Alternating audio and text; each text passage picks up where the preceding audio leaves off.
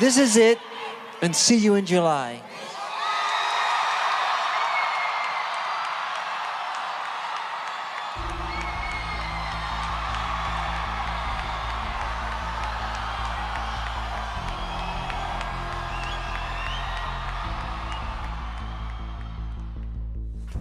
Michael Jackson is the undisputed king of pop. A lifetime of innovation and reinvention set him apart from the crowd as one of the greatest artists and performers who ever lived. But on June 25, 2009, at the age of 50, Michael Jackson would be dead. Fire paramedic 33, what is your address of emergency? Yes, sir. I need an ambulance as soon as possible, sir. Okay, sir, what's your address? It's 100 North Carrollwood Drive, Los Angeles, California, 90077. You said Carrollwood? Carrollwood Drive, yes. Yes. At the time of his death, Michael Jackson was on a toxic combination of prescription drugs, enough to send anyone crashing down. But how did the most famous man in the world descend into what the judge called medicine madness? What's fascinating and tragic about the way that Michael Jackson died was the sheer volume of prescription medication that Conrad Murray was administering to him was beyond belief. On the day he died, Jackson had been on propofol, which is an anesthetic which should only be administered by anesthetists, for 60 consecutive days. 3 a.m., June 25th, 2009. Shockingly, Michael Jackson is still awake, even after receiving dose after dose of dangerously strong drugs. 10:20 a.m. With Jackson still awake and in visible agony, Dr. Conrad Murray makes a final, fatal decision. He'd taken quite a severe battering from the press and also through the trial, and I just think it just got to him. It really did. It just broke his heart. It killed him. How did it happen? What went wrong? And how did a man gearing up for 50 sold-out concerts suddenly die? Join us as we investigate the last 24 hours of Michael Jackson.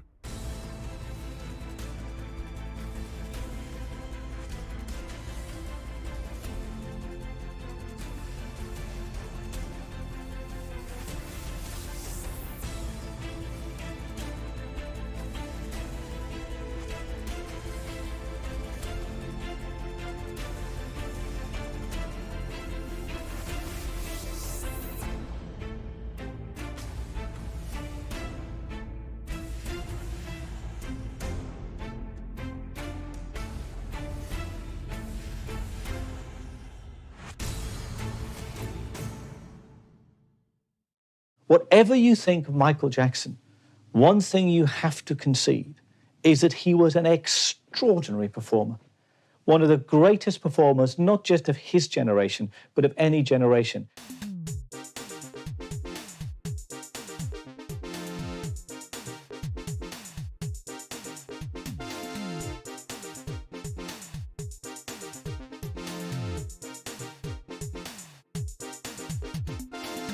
Michael Jackson has spent almost his entire life center stage. At just 5 years old, he was changing the music industry with his brothers as the lead singer in the Jackson 5, jump-starting a solo career where he delivered hit after momentous hit. From Motown to disco to pop, Michael Jackson was unstoppable. Beyond Michael Jackson's talent, what made him kind of go beyond the group was his ambition. You know, he was a student of the craft. And so when he wasn't performing, he was to the side of the stage in the Apollo, in the Regal, and he was watching people like James Brown and people like Smokey Robinson and Jackie Wilson, and he was watching and learning and picking things up. And so he was such a student of his craft that when it was time for him to branch out on his own, he had a lot of ideas. I think deep down, everybody was waiting for Michael to go solo, but obviously not saying it. So when we actually saw that he was solo by himself, singing this infectious song that you just couldn't stop singing, we were just like, you know, thank goodness, finally, he's on his own. It was like that. It was a real, you know, to go straight to #1 with your first solo record after being in a band called the Jackson 5s and doing that on your own, that's pretty impressive. I think what Michael learned very early on in his life was that music and the stage was the place where he felt most at home. And that's where he would escape into. And, you know, when he was in the studio with Berry Gordy and they were going over a song over and over and over, you know, it was hard work, but he liked it. You know, he enjoyed the craft. He enjoyed making music. He loved music. He learned very early on how to perform, you know, and how to put on that mask. Even as a child, you know, once you hit that stage, you know, you perform and you become a character. But behind that, there's no question that he was struggling with a lot of things and struggling to make sense of you know, who he was and how to reconcile his strange life.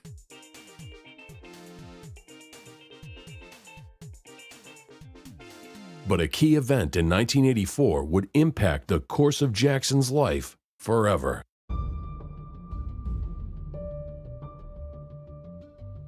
January 27th, 1984.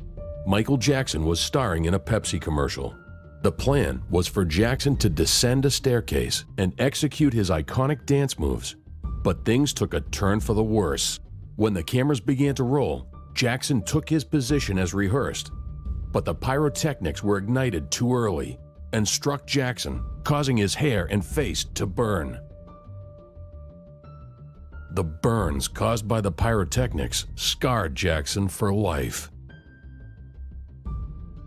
The damage to his scalp and face left Jackson with no choice but to pursue plastic surgery, a treatment he would become addicted to throughout his life. It was a huge change for everyone. We couldn't believe his image had changed that much. Michael Jackson had struggled his whole life with his appearance. As a young child, he was abused by his father, bullied by his older brothers, and lived under constant media scrutiny. The very least you can say about Michael Jackson, because it's well documented, he struggled with his own identity, you know, his own sexual identity. He was bullied as a child by his father, his brothers. His brothers called him Big Nose. And obviously, later in life, he bleached his skin. He became obsessed with bleaching his skin and plastic surgery. And this is a man whose identity is fundamentally conflicted. You know, he doesn't know who he is, who he wants to be, who he ought to be, who he's trying to please. And he's looking for his place in the world. And when you stand up on a stage as grand and as the one that Michael Jackson spent his entire life standing on, it's very difficult to get the advice and the support that you actually need. And there's no question that he struggled with that. And the way his body was decimated at the end of his life, both by actions he himself took, the plastic surgery, the bleaching of the skin, together with the internal decimation of his body through the use of prescription drugs and the abuse of those drugs, there's no doubt that Michael Jackson's life was a fractured, fragmented life, and that the real story of Michael Jackson is really a struggle to find out, you know, who he was, you know, and to be more than that, to at least come close to accepting who he was, which clearly he didn't. And when you are that conflicted, you are in a high degree of emotional pain or distress, call it what you will, but it doesn't make life easy. And when you put your head on the pillow at night, it doesn't make it easy to sleep, and certainly doesn't make it easy to sleep restfully. Michael Jackson's past is a difficult one. It's a complex one, and you know, he's the kind of quintessential child star who's kind of pushed. You know, when he started to transition into adolescence, he remembered fans seeing him with acne and just being horrified that he wasn't this child, you know, this child star anymore. And that was very traumatic for Michael, that, you know, his whole identity was wrapped into being a performer and having people love him, his audience, and you know, so when his physical appearance started to change, it was very difficult for him to understand how to deal with that. And he talks about how he used to just go into a closet and cry, and it was very, you know, he didn't want to look at himself in the mirror, and he didn't want to go out into public other than when he went onto stage. And so all of those experiences when he was young contributed to this kind of desire to change his physical appearance. And he was also an artist, and he kind of began to treat his face as a work of art. And he wanted to, you know, he had this kind of various ideals of perfection that he was trying to achieve physically. And so he, you know, one plastic surgery after another, and you know, his physical appearance just changed over and over again, and you know, people didn't know what to make of it. But I think, you know, there are a lot of complex reasons for why he did that.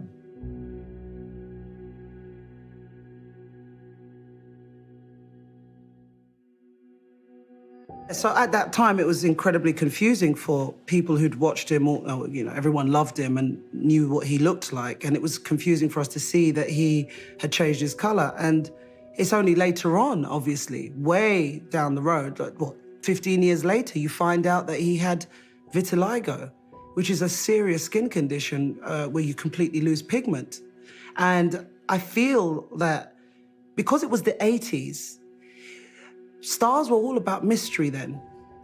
And people, you know, especially in the industry, didn't want sort of artists to it's not like now where you know everything about an artist.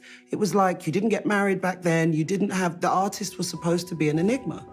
And I don't feel that they thought it was the right thing to tell the public what was really going on with Michael, because they didn't want it to affect, I think, you know, his image and everything else. I really believe that, because you know, when you hear what he says in interviews later on, you know, he didn't want people to know about all the, you know, the vitiligo, I just think it was traumatic in itself that he was going through that himself. I wasn't there, but I just feel that when you see later interviews with him with Oprah and he opens up and he talks about it, you see that he's traumatized by the fact that he wasn't able to tell people before. And now he's telling everyone. Everyone is looking at him like he's not telling the truth. And that's really a shame, because now you look back, you realize this guy he wasn't well. You know, he had some serious illnesses, you know, the vitiligo, he had the burns from the Pepsi ad, and so he had a lot of plastic surgery to reform, you know, parts of his, you know, head and stuff like that. I mean, there was a lot of stuff that was hidden.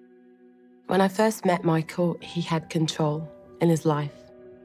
And I think the control started slipping away 2003 onwards, when he sank deeper into despair over the false accusations. And I think that there were a lot of doctors that just barged their way into his life, and just people. He just had so many people around him. And a lot of them, I didn't really understand what they were doing in his life. And I think that they influenced him. And it's like they took control. But something much more sinister began on that day in January 1984. Something that would lead to his early death 24 years later.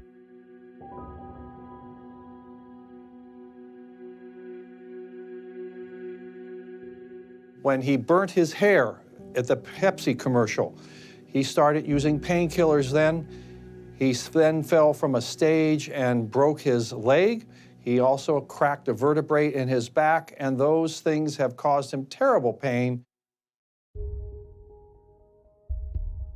I never saw Michael take even an aspirin when he was with me. I was absolutely horrified when I found out and the circumstances of his death, which became clear in the news.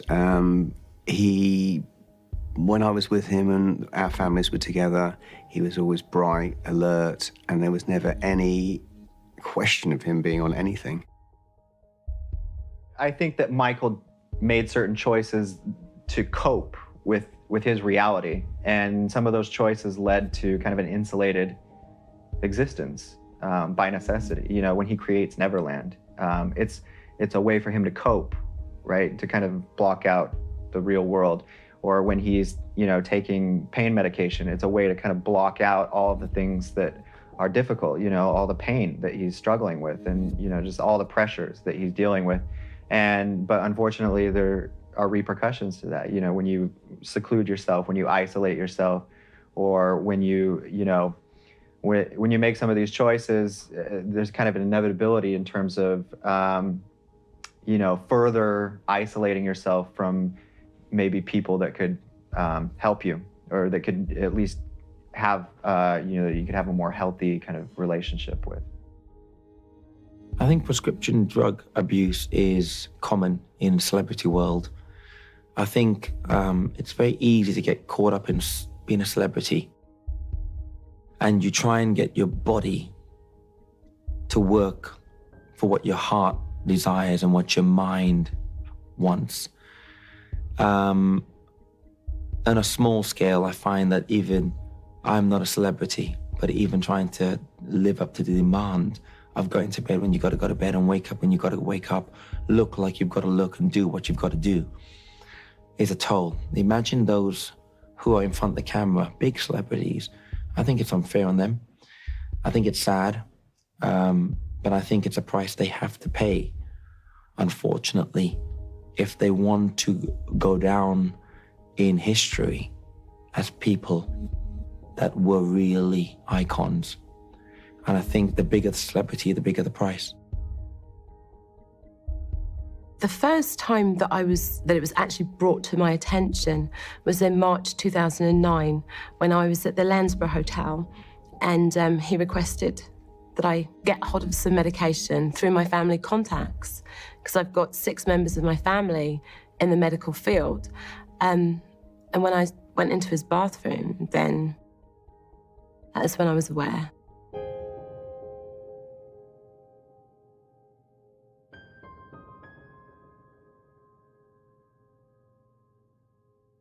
I saw lots and lots of pill boxes of various different medication. In there was Demerol, there was Paxil, Zoloft, and that made alarm bells ring in my head. I assumed that if it's his suite and his bathroom, that they'd be his. I didn't see any name on them, but I assumed that they were his. And in light of what's happened, I'd safely conclude that they were his. I never, ever, ever saw him take anything. And if I had, I would have put a stop to that straight away, but I never did. I was absolutely shocked. And, you know, when I saw these things in the bathroom, I wasn't thinking, oh, you know, he's a drug addict or anything like that. I was thinking, maybe he's sick, and I wanted to know. And I kept on asking him, what's happening? And he was like, no, everything's routine, you know, it's all okay. And that's when I decided to take a few samples. I didn't take the whole lot. I took a few samples of the medication, and I took them home so that I'd have time to think carefully and find out what they were and see. And that's what I did. And I found out that they were painkillers and antidepressants. It's sad that we wanted so much from the man that we kept saying more, rather than saying, hey, no more from you, rest up, enjoy your life. Enjoy bringing up your children and, you know, enjoying your home. Rather than saying, what can Michael Jackson do? What can Michael Jackson do? I think we drove him to a lot of things. At the time of his death, Michael was taking an almost unbelievable daily dose of prescription drugs, including Demerol, Zoloft, Ritalin, Prozac, Xanax, Dilaudid, Vistaril, and Prilosec. We'll never know the real reasons why Michael Jackson was taking the volume of prescription medication that he was. I mean, he would have said to his friends, his family, his doctors, yeah, I need this medication, I want it, I need it, I want it, because he was an addict. And that's what an addict does. They'll do anything to get their drug of choice. But as for the doctors or the people who were close to Michael Jackson allowing that to happen, who knows? Who knows why they were prescribing that? It certainly wasn't for Michael Jackson's well-being. Michael Jackson needed to get off those drugs, not to take more of them. He needed to take fewer opioids. He needed to take fewer benzodiazepines. He certainly needed less propofol. But we'll never know what was going through the minds of those people allegedly caring and treating Michael Jackson. One can only assume that, like with so many people that have come before him and so many people afterwards, that the richer and more famous and celebrated you are, the more at risk you are of not getting the advice and support that you need, because people will give you and tell you what you want to hear rather than what you need to hear. And that's the tragedy of Michael Jackson and many others like him. This cocktail of drugs was placing an enormous strain on Jackson's already exhausted body. But while the prescription drugs may have become habit, mounting pressures outside of the singer's control were beginning to take their toll. Please keep an open mind and let me have my day in court. I deserve a fair trial like every other American citizen. I will be acquitted and vindicated when the truth is told. Although Michael Jackson was cleared of all child sex abuse allegations, the years of public humiliation at the hands of the hounding press left his reputation in complete ruin. The 1993 allegations was extremely traumatic for Michael. He was on tour at the time. This is when he developed an addiction to painkillers.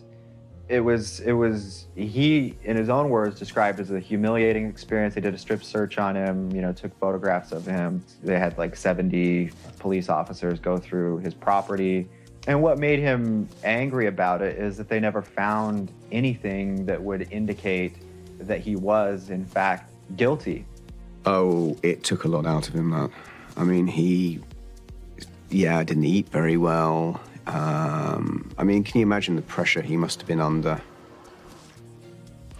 And the pressure was enormous for him. I mean, of course, we knew that he was innocent of all charges, but, a lot of innocent men have been found guilty, and evidence can fall one way or the other. So the stress of 3 months of going to court every single day, he looked thin, he looked anemic almost. I mean, it was just, I think that really was probably the worst thing in his life as far as his health goes and his mental state.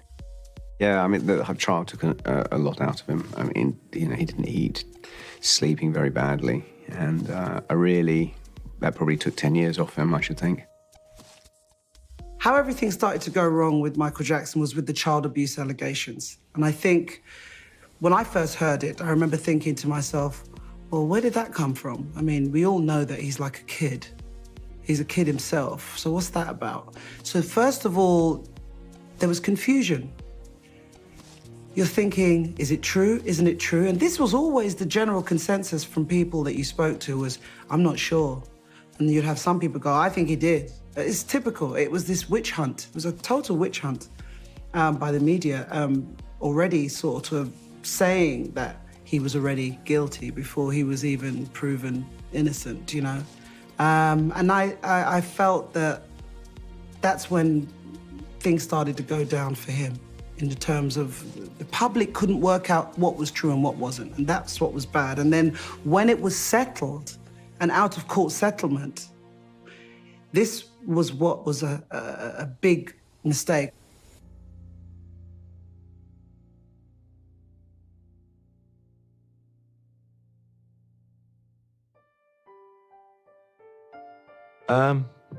Fabrications.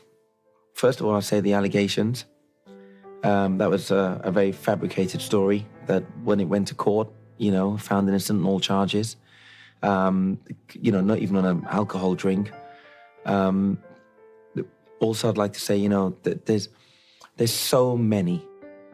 The pin one, I think, would be unfair. Perhaps there's an ounce of truth in what's written, but it's totally embellished and taken out of context. And I really think that people actually get some kind of kick out of it. They love it. They want to print the truth, And so basically it means that when people do come forward and tell the truth, no one believes them. He'd taken quite a severe battering from the press and also through the trial. And I just think it just got to him. It really did. It just broke his heart. It killed him. Once revered as the pinnacle of musical achievement, Jackson sank into a reclusive lifestyle. For 12 years, he kept a low profile, hiding away and drowning in $400 million of debt. You know, I think that certain people around Michael Jackson cared about him, tried at different parts of his life to help him. Unfortunately, when you have that much power, you can surround yourself with the wrong types of people, the people that will just say yes to everything. And so some of the people, including Lisa Marie Presley, who did really try to help Michael and kind of had a more balanced relationship with him, weren't there in the end, you know, and didn't have a place in his life. And so there weren't a lot of people. I know that his family tried to help him in certain ways when they could reach him. But it was hard in those final years for people to kind of get into that inner circle and really see what was happening. He was very hurt by the misreportings in the press, but I think his defense mechanism was not to read them. Don't let it, you know, they're going to say whatever they're going to say anyway, so just don't read, don't get involved with it. Because I said to him one day, I said, well, why don't you just sue them? And he said, Mark, if I was to sue everyone that wrote something about me that was untrue, I'd be in court every single day. So it just wasn't worth it for him, so he just decided to let it go. To a certain extent, in terms of naive, I think because he has lived a lot of his life in the public eye with all the adulation and all of the fans, I think to a certain extent, perhaps he hadn't experienced some of the things that we've experienced in everyday life. So for those reasons, perhaps a little bit naive. And I think that he always wanted to see the best in people. And I think, you know, towards the end, he realised that there are some very bad people out there who don't wish you well at all. And in terms of lonely, I would say Michael was lonely. It's not that he didn't have people around him. He had very few people that really understood him and understood what he'd been through, the kind of life he had. In fact, there aren't very many people that have been through what Michael's been through. And from that point of view, I would say he was very lonely.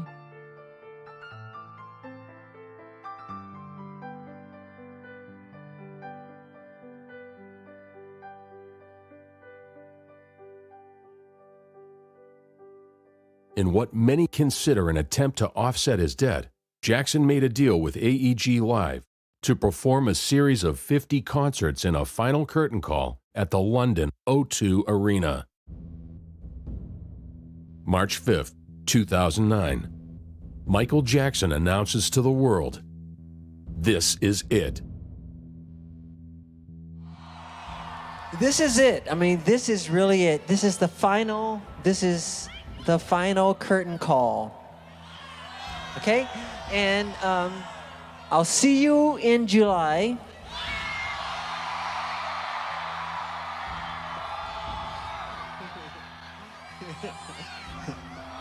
I love you. I really do. You have to know that. I love you so much. Really. From the bottom of my heart. This is it. And see you in July. After Michael announced the concerts, he stayed in London and my family came up and we spent the weekend with Michael before he flew back to the States. He was in a really good, positive mood. I mean, he was in such a positive frame of mind. Best I've seen him for a long time. And it was so reassuring, and we had big plans, and he was going to come to London, and it was over the school holidays, and the kids were all going to get together, and we had loads of time, free time, and things we were going to do, and all these plans we had. He was just so positive. I think he's extremely in control. I think Michael's, if that was Michael's magic or his madness, like they say, I think he was very much in control.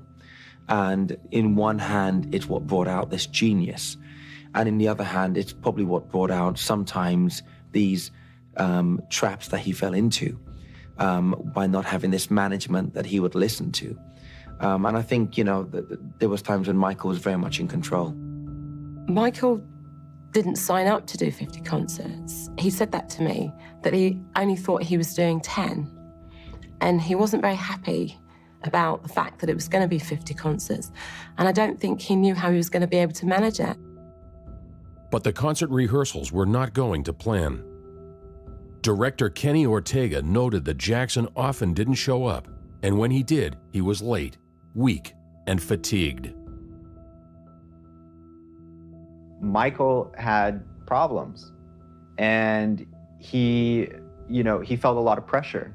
At this time, his finances were in disarray, and this was his last shot, and the This Is It tour, it really was, he was feeling an enormous amount of pressure, and he felt desperate to be able to sleep, to be able to get on that stage and feel like he could do it. And so there was an enormous amount of pressure, and there was a lot of money involved, and certainly Michael made choices, but at the same time, there's this doctor that had an ethical responsibility, even when he's giving him this propofol, to monitor him, to not leave the room, to have just basic kinds of things that you would expect, and those things weren't there. Michael didn't want to die. he had 3 kids, and certainly he made choices, but it's tragic. It's a tragedy. June 22nd, 2009. As the first of 50 nights of performing gets closer, Michael Jackson is battling immense pressure. His body is struggling after years of prescription drug addiction and medical surgery. But the world expects to see Jackson as they remember him, the king of pop. In his Beverly Hills mansion, Jackson is unable to fall asleep. At his bedside, Dr. Conrad Murray. Dr. Murray knew that the propofol he was administering to Jackson was incredibly dangerous and had attempted to reduce his dependency on the drug by giving him a lower 25 milligram dosage. After taking the anti-anxiety drug Ativan and the sedative Versed, Jackson finally falls asleep. June 23rd. Dr. Murray again administers Ativan and Versed to help Jackson sleep. 10 p.m., June 24th. At the Staples Center in downtown Los Angeles, Jackson arrives 3 hours late for rehearsal. The show was already running behind schedule, but that evening, according to eyewitnesses, Michael Jackson gave an incredible performance, and it seemed as though the king of pop was finally getting back on form. Michael's dancing and he's totally focused. He knows exactly what he's doing and he's doing great. And, I just believe he was in the wrong hands. I disagree with everyone who says that he wasn't going to be up for the shows and up to it. He's a perfectionist. He would have been fine, but he needed to be taken care of. He's an artist. You have to, they have to have special care, and I don't think he had it. The movie came about using the rehearsals and using the production and the direction and the input that Michael had. And they wanted to show people, look, this man was definitely up for it. Focused, energy. He was up for what was ahead. He was looking for. 3 a.m. Shockingly, Michael Jackson is still awake, even after receiving dose after dose of dangerously strong drugs. Dr. Murray proceeds to administer 2 milligrams of Versed by an IV drip. 7 a.m. Disturbingly, Jackson is still awake. Dr. Murray strongly affirms that he spent the night by Jackson's bedside, monitoring his pulse and oxygen levels. Dr. Murray administers a further dosage of Versed through Jackson's IV. But even that was not enough to send Michael Jackson to sleep. So over the next few hours, the last few hours of Michael Jackson's life, he was administered with benzodiazepines, with central nervous system depressants, sedatives of one sort or another, intravenously, until he drifted off into sleep, unconsciousness, and eventually death. 10:20 a.m. With Jackson still awake and in visible agony, Dr. Conrad Murray makes a final, fatal decision. He administers a further 25 milligrams of propofol to Michael Jackson. The king of pop finally falls into a deep sleep. 11:30 a.m. The powerful cocktail of drugs inside Jackson's body has now become lethal, and he goes into cardiac arrest. So Michael Jackson might have struggled for breath. Slowly, he might have suffocated, gradually losing consciousness until the moment came when his heart stopped. 12:26 p.m. An unidentified man makes the 911 call to the LAPD. Fire paramedic 33, what is your address of emergency? Yes, sir. I need an ambulance as soon as possible, sir. When the 911 call came, our firefighters at our dispatching center, which is located 4 floors below the city hall, down in the catacombs, you will, of the city, they took a 911 call that shocked the world. Okay, sir, what's your address? It's 100 North Carrollwood Drive, Los Angeles, California, 90077. You said Carrollwood? Carrollwood Drive, yes. Unfortunately, at the time, the dispatcher answered the phone call and never once did the caller ever identify to the Los Angeles Fire Department that the person that needed our help was Michael Jackson. Okay, sir, what's the phone number you're calling from? Okay, sir, and what's the problem? Tell me exactly what happened. Sir, we have a gentleman here that needs help, and he's not breathing yet. He's not breathing, and we're trying to pump him, but he's not breathing, sir. Okay, how old is he? He's 50 years old, sir. 50, okay. He's unconscious, he's not breathing? Yes, he's not breathing, sir. Okay, and he's not conscious either? He's not conscious, sir. Okay. Once the dispatcher got information about the patient and what was happening with the patient, the identifier said that the patient was pulseless and non-breathing, and that a doctor was on the scene doing CPR on the bed. So part of our instructions, as already our firefighters and paramedics are responding, we still have a firefighter on the phone with the caller giving directions to give life-saving techniques to the people that could help. All right, do you have him, is he on the floor? Where's he at right now? He's on the bed, sir. He's on the bed. Okay, let's get him on the floor. Okay. Okay, let's get him down to the floor. I'm going to help you with CPR right now, okay? We need him. Yes, we're already on our way there. We're on our way. I'm going to do as much as I can to help you over the phone. We're already on our way. Did anybody see him? Yes, we have a personal doctor here with him, sir. Oh, you have a doctor there? Yes, but he's not responding to anything. No, he's not responding to CPR or anything, sir. Oh, okay. Well, we're on our way there. If your guys are doing CPR and you're instructed by a doctor, he has a higher authority than me, and he's there on scene. Okay. Did anybody witness what happened? No, just the doctor, sir. Paramedics arrive at the scene, but Dr. Murray can no longer detect a pulse. I was told that Michael Jackson was being transported to UCLA Hospital on June 25th, and the fire department was on scene at Michael Jackson's house 3 minutes and 17 seconds. From the time that the emergency 911 call came on June 25th to when it came to the fire station, from the firefighters getting out of the fire station to the address where Michael Jackson was 3 minutes and 17 seconds. We worked on Michael Jackson for approximately about 48 minutes, and once the fire department realized that it was now proper to transport our patient, Michael Jackson, to the hospital, they were 2.3 miles away, but he worked about 45 to 48 minutes.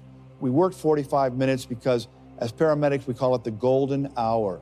And the firefighters, paramedics can pass medications, can do life-saving techniques to help our patients. We're in contact with our base station, which is at UCLA, giving us medical direction on what type of medicines we could give our patients to help them survive. 2:26 p.m., June 25th, 2009. The legend of Michael Jackson comes to a shocking end. He is pronounced dead at the Ronald Reagan UCLA Medical Center. It was devastating. It was like the world paused. I just can't actually believe it. It still feels like it's a really bad dream. It hasn't really sunk in. It just doesn't feel real. It feels all wrong.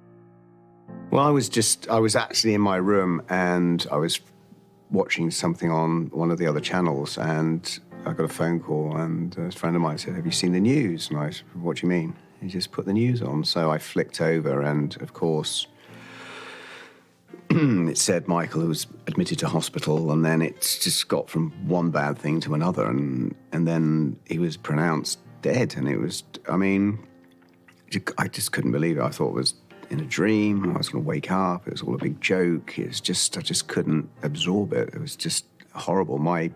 This happened, I think, UK time around 2 o'clock in the morning, and my kids were upstairs. And I thought, well, do I go up and tell her? I said, no, I let them sleep. They have to get up for school in the morning. And when I went up and knocked on their door, and I said, look, I've got something really awful to tell you.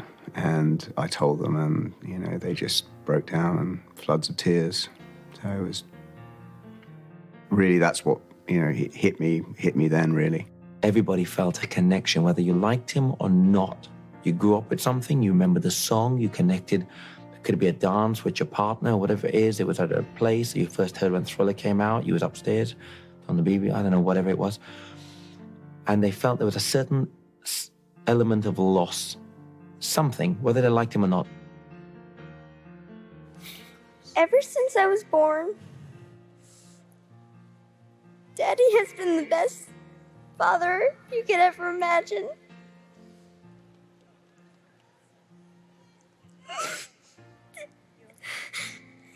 And I just wanted to say I love him so much. But the question on everyone's lips is, why did this happen? And the second question, who is to blame?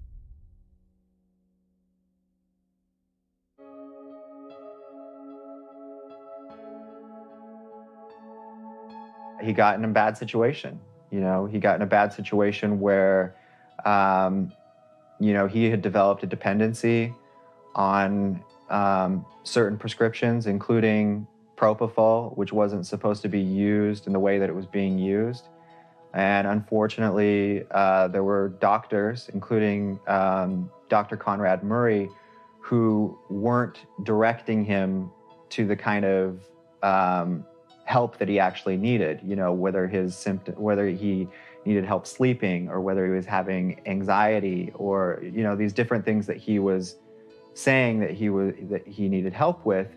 You know, instead of getting what he needed, you know, they were using these very unusual, dangerous methods to address those. And, you know, he's building up for this big comeback tour, and his doctor's putting him to sleep every night with propofol, which is usually used for surgery, you know, and it's extremely dangerous. And so Michael Jackson died because of what had happened throughout his life, which is that the people around him viewed him for what they could get from him. You know, in this case, the doctor was getting $150,000 a month, and was being extremely reckless. It was gross neglect, you know, and this was not someone that I would trust as my doctor. And that's all I really will say about that. Someone like Michael Jackson should have had a proper doctor, not someone, you know. In America, it's very much a problem, I believe. I find that, you know, you can pretty much get your hands on lots of prescriptive drugs and things like this. This is why Hollywood has so many problems with drugs. So I would just put it down to gross negligence, you know.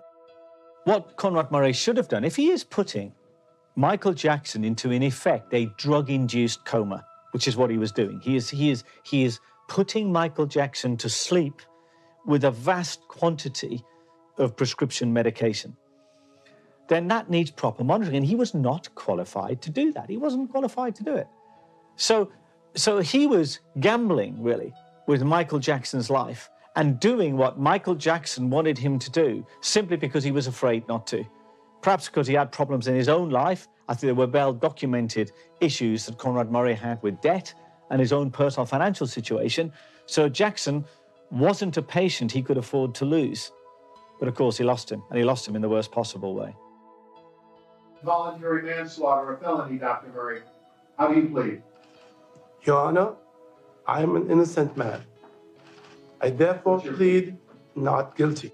The facts in this case, in my view, suggest that virtually none of the safeguards for sedation were in place when propofol was administered to Michael Jackson. It's an egregious violation. No competent physician would give these drugs without having emergency airway equipment present. Well, I think it was just an awful accident where, medication that was used that shouldn't have been used, unsupervised. And that kind of medication is only used in hospitals, as far as I know.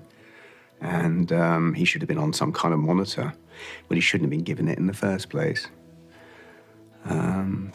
Unfortunately, if you pay, what's the saying? He who pays the piper calls the tune. And if Michael wanted that, he'd find someone who'd pay him enough to do it. And sadly, that took his life away.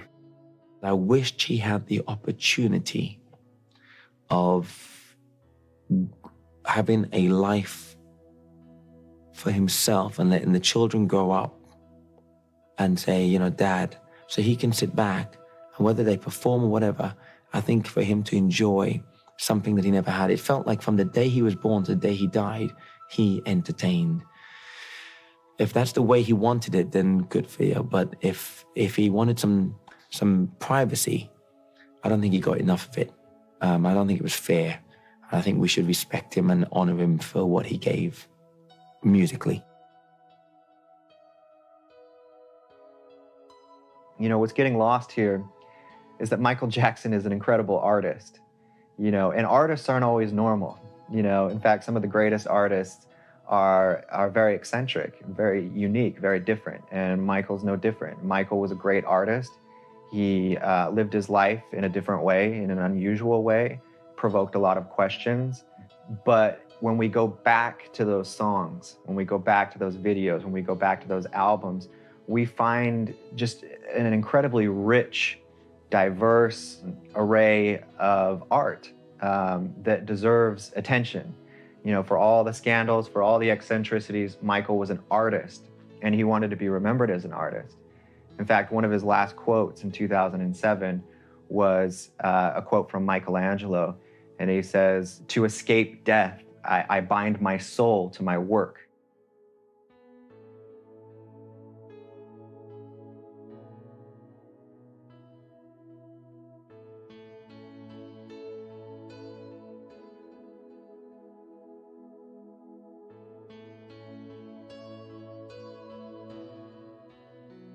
And the question everybody asks in any death, but especially the death of one of the 20th century's most iconic figures, is who is responsible? Who can we blame? And obviously, Conrad Murray was the fall guy, and rightly so.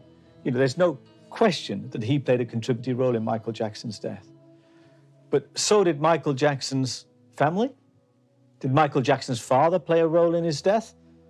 Did the many people who allowed Michael Jackson to go down the road he went down play a role in his death? Of course they did.